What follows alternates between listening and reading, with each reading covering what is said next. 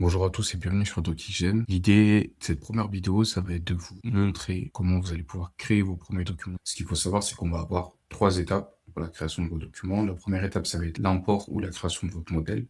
La deuxième, ça va être la création et la personnalisation de votre formulaire. Et la troisième, ça va être la création de votre document. Donc, première chose, ce que vous allez avoir la possibilité de faire, ça va être, si vous avez déjà des documents que vous souhaitez automatiser, soit vous avez déjà un document, auquel cas vous allez avoir la possibilité de l'importer, ou alors, la plateforme donne la possibilité de créer vos documents directement. Pour les imports, ça va être des documents au format docx, donc des documents que vous utilisez déjà sur Word, par exemple, aujourd'hui.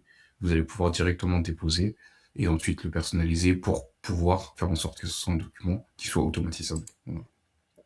Une fois que vous l'aurez importé, il apparaîtra sur cette liste, donc sur la liste de vos modèles, et vous pourrez cliquer pour ouvrir votre modèle et le consulter. Donc, comme vous pouvez le voir sur la plateforme, vous avez directement un éditeur qui vous permet de modifier les documents que vous allez générer, mais également de modifier vos modèles si vous avez besoin de le faire. Ce qu'il faut savoir, c'est que dans vos modèles, ce que vous allez devoir faire, ça va être d'insérer des champs dynamiques. Et ces champs dynamiques qui vont permettre à la plateforme de détecter les champs que vous souhaitez automatiser et les intégrer dans votre formulaire automatiquement. Voilà. Donc ici, on a déjà un exemple de champ dynamique qu'on peut insérer. Ce qu'il faut savoir, c'est que c'est pas une liste qui est fixe, mais que n'importe quel élément de votre document, de votre modèle, vous allez avoir la possibilité de l'automatiser, tout simplement en le mettant entre deux accolades. Pour vous aider à automatiser des champs classiques, en haut à droite ici, si vous cliquez sur champ dynamique, vous aurez une liste qui va s'afficher à ce niveau-là. Et en fait, cette liste va vous permettre d'insérer un certain nombre de champs dynamiques par défaut directement dans votre document. Et si vous avez besoin d'aller plus loin, vous pouvez aussi créer vos propres champs personnalisés qui intégreront cette liste et que du coup vous aurez la possibilité d'utiliser dans d'autres documents. Voilà. Donc une fois que c'est OK, une fois que ça va inclure tous vos champs dynamiques, vous aurez juste à enregistrer le document. Vous aurez juste à enregistrer votre document. Et ensuite, depuis votre liste, vous allez cliquer sur les 3 petits points, configurer le formulaire. Et là, vous retrouverez automatiquement tous les champs que vous avez inclus dans le document. La première fois, lorsque vous arriverez ici, vous verrez qu'il n'y aura pas de champ affiché. Donc, il faudra cliquer sur le bouton auto-générer.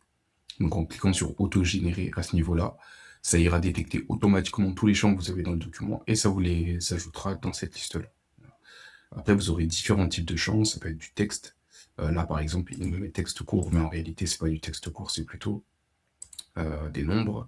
Je vais pouvoir le modifier. Et autre type de champ qu'on peut retrouver, c'est des listes déroulantes. Par exemple, pour la civilité, ça va être madame ou monsieur. Et moi, j'ai déjà configuré mes listes à ce niveau-là. En regardant dans les types, ici, vous retrouverez tous les types de champs qui sont disponibles sur la plateforme. Et une fois que tout est OK, vous allez avoir la possibilité de enregistrer votre formulaire. Une fois que le formulaire est enregistré, là, comme on peut le voir ici, on a un bouton générer, et en cliquant sur le bouton générer, ça va nous permettre de remplir le formulaire. Donc soit je peux saisir un nom pour le document que je vais générer, voilà, ou soit il me créera un nom automatiquement que je pourrai modifier par la suite. Moi, je vais cliquer sur suivant pour pouvoir consulter le formulaire. Voilà. Et ensuite, donc là, dans le formulaire, vous n'avez plus qu'à remplir les informations concernant le document en question. Donc moi, je vais remplir le formulaire.